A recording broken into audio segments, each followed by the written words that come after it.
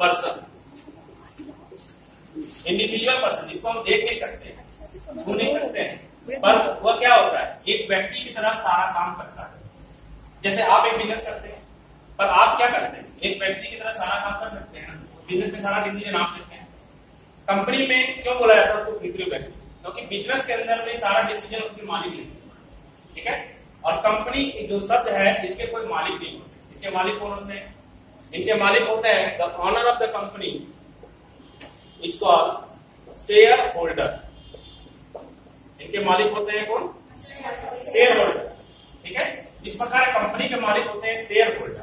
तो अब share holder में कोई सीमित संख्या तो होती नहीं, लाखों करोड़ों की संख्या में शेयर होल्डर्स होते हैं एक कंपनी के, सभी लोग मालिक हैं, तो क्या डिसीजन सभी लेंगे, नहीं। तो कंपनी के पास ये अधिकार है कि वो सारा डिसीजन अपने नाम पर ले सकती है।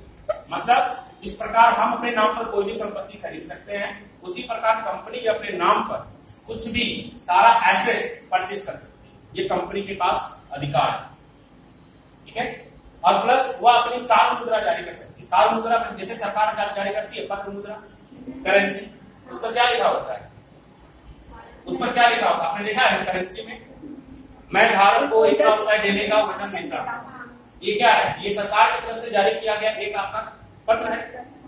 उसी प्रकार कंपनी भी अपना पत्र मुद्रा जारी करती है, इसको हम लोग कहते हैं चेक, ठीक है। कंपनी कोई भी पेमेंट चेक द्वारा करती है और चेक पर यही लिख देती है कि हम इस आदमी को इतना रुपया देंगे, मेरा बैंक के द्वारा पे किया गया। इस पर किसी का सिग्नेचर का जरूरत नहीं होता है, कंपनी का मोहर कर दिया, दैट मींस वो चेक वैलिड होती है, clear.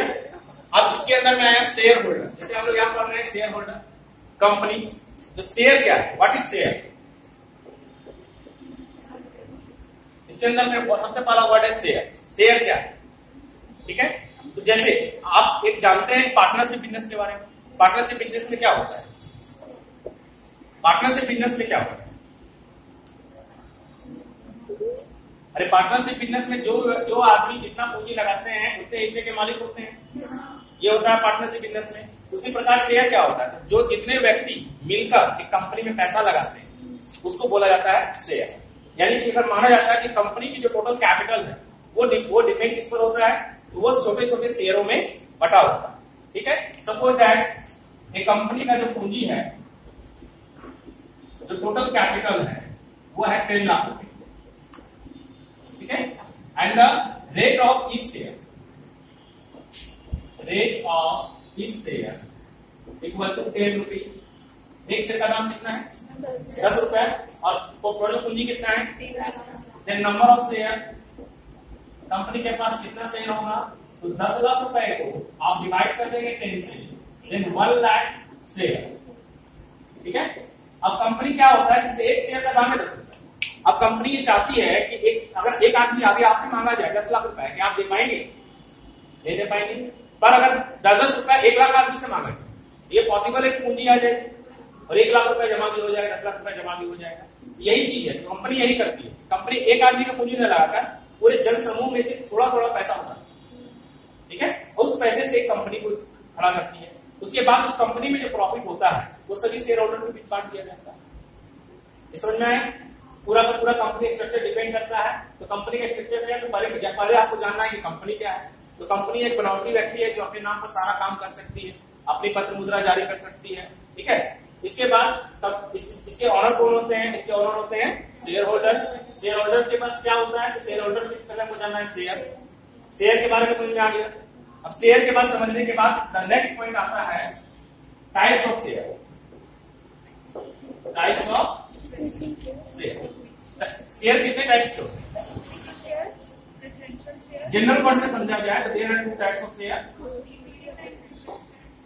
Equity share and the preference share. ये दोनों में क्या अंतर, ये जानना सबसे बड़ा। इक्विटी शेयर क्या है और प्रेफरेंस शेयर, ठीक है। तो प्रेफरेंस शेयर के बारे में सबसे पहले हम लोग जानेंगे कि जब कंपनी लोगों से पैसे लेती है, ठीक है, और उन्हें प्रेफरेंस शेयर देती है। प्रेफरेंस शेयर क्यों देती है कि जब आप ये जानते हैं कि आप कंपनी में पैसा लगाते हैं, पर आप ये चाहते हैं कि पैसा हम ज्यादा दिन ना लगाएं, कुछ समय के लिए लगाएं। आई थिंक 10 साल 20 साल 25 साल के हम कंपनी में पैसा लगाएं, उस कंडीशन में कंपनी आपको प्रेफरेंस शेयर देगी। मतलब इसमें क्या है कि एक तरह का इसको बोला जाए तो लोन पूंजी है जो कंपनी आपको जारी करती है। आपको प्रेफरेंस दी, तो ये क्या हो गया, that is called loan capital. एक तरह का ये लोन कैपिटल है, ठीक है, इसको बाद में रिडम्प किया जाएगा, मतलब भुगतान किया जाएगा, ठीक है। पर इक्विटी शेयर क्या है, equity shareholder is called owner of company, यही में कंपनी के ऑनर होते हैं, ठीक है। जिसको बिजनेस में अगर प्रॉफिट होगा तो इक्विटी शेयर वाले को प्रॉफिट मिलेगा, और अगर लॉस होगा तो इक्विटी शेयर वाले को लॉस मिलेगा।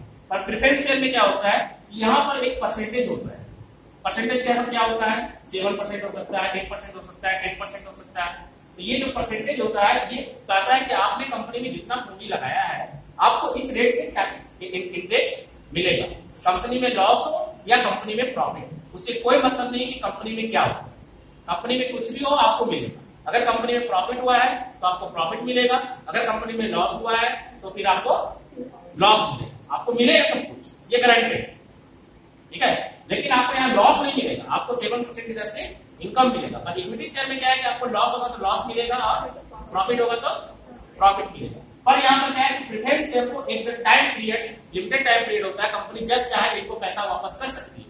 जब कंपनी ये जान जाएगी कि हमारे पास सफिशिएंट कैपिटल आ चुका है, हमें और पूंजी की जरूरत नहीं है, उस कंडीशन में कंपनी क्या करेगी कि प्रेफरेंस शेयर वाले को पेमेंट कर सकती है। और इक्विटी शेयर क्या है, ऑनर ऑफ द कंपनी, ठीक है। यानी क्या है कि ये इनको कंपनी पैसा वापस तभी करेगी जब आप कंपनी को बंद करेंगे, अन्यथा कंपनी को पैसा वापस नहीं दिया जाएगा। क्लियर, ये समझ में आ गया। अब यहाँ पर क्या बात होती है, तो कंपनी में कोई भी डिसीजन जो लेने का अधिकार होता है वो सिर्फ और सिर्फ इक्विटी शेयर वाले के पास होता है, प्रेफरेंस शेयर वाले कोई भी अधिकार नहीं ले सकते हैं, कोई भी डिसीजन नहीं ले सकते। ये सिर्फ अपना इंटरेस्ट ले सकते हैं, कंपनी के खातों को जांच कर सकते हैं। पर इक्विटी शेयर क्योंकि ऑनर है, इनके पास सारा पावर होता है, ठीक है। अब इसके बाद नंबर आता है कि जिनके पास सबसे हाईएस्ट नंबर ऑफ शेयर है, हाईएस्ट नंबर ऑफ शेयर। इसका मतलब क्या हुआ, जैसे हमारे पास टोटल 1 लाख शेयर है, किसी ने 5000 शेयर खरीद लिया, किसी ने 2000 शेयर खरीद लिया, किसी ने 1 शेयर खरीद लिया, तो जिनके पास सबसे ज्यादा नंबर ऑफ शेयर होगा वही कंपनी के कहलाएंगे सीईओ, ठीक है। जिनके पास डिसीजन पर फाइनल मोहर लगाने का अधिकार होता है। और एग्जाम्पल आज हम लोग पढ़ते हैं रिलायंस कंपनी के मालिक मुकेश अंबानी, और वो मालिक नहीं है, वो सीईओ है, उनके पास शेयर सबसे ज्यादा है। मालिक सभी है, जिन्होंने पैसा रिलायंस कंपनी में लगाया मालिक सभी है, पर डिसीजन लेने का अधिकार उनके पास इसलिए है क्योंकि उनके पास नंबर ऑफ शेयर सबसे ज्यादा है। अब 2 प्रकार का शेयर समझ में आ गया आपको, इक्विटी शेयर और प्रेफरेंस शेयर, यहां तक कोई दिक्कत नहीं है। अब कंपनी एक चीज और करती है कि जैसे कंपनी को आपसे 10 रुपए लेना है, ठीक है, कंपनी सोचती है कि अगर एक ही बार हमको 10 लाख रुपए आ जाएगा तो हम इतना पैसा क्या करेंगे। आप एक कंपनी लगाने जा रहे हैं, ठीक है, क्या आपको एक ही बार 10 लाख रुपए चाहिए। अगर 10 लाख रुपए कंपनी लग रही है तो पहले आप जमीन खरीदेंगे, फैक्ट्री लगाएंगे, धीरे धीरे काम होगा, तो धीरे धीरे पैसा चाहिए।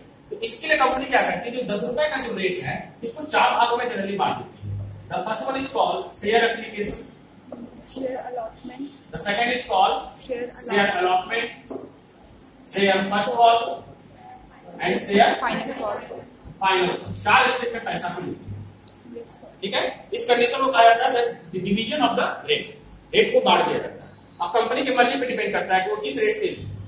कंपनी मान लो सपोर्ट दैट शेयर एप्लीकेशन मिलेगी 30 रुपए, मान लो यहाँ 4 रुपए, यहाँ 2 रुपए, यहाँ 4 2 6 2 8 डिफरेंट फाइनली, मतलब वो 10 रुपए लेना है वो किसी भी कंडीशन में ले सकती है। कंपनी की मर्जी पे डिपेंड करता है, कंपनी चाहे तो 1 बार में पैसा ले सकती है, कंपनी चाहे तो 2 बार में ले सकती है, कंपनी चाहे तो 3 बार में, कंपनी चाहे तो 4 बार में, और कभी कभी किसी दशा में कंपनी 5 बार भी कर देती है। तो 5 बार करेगी तो क्या होगा, तो फर्स्ट कॉल है, फर्स्ट कॉल के बाद सेकंड कॉल आ जाएगा, सेकंड कॉल के बाद फाइनल कॉल आ जाएगा। समझ में आ गया, ये चीज क्लियर है। इसको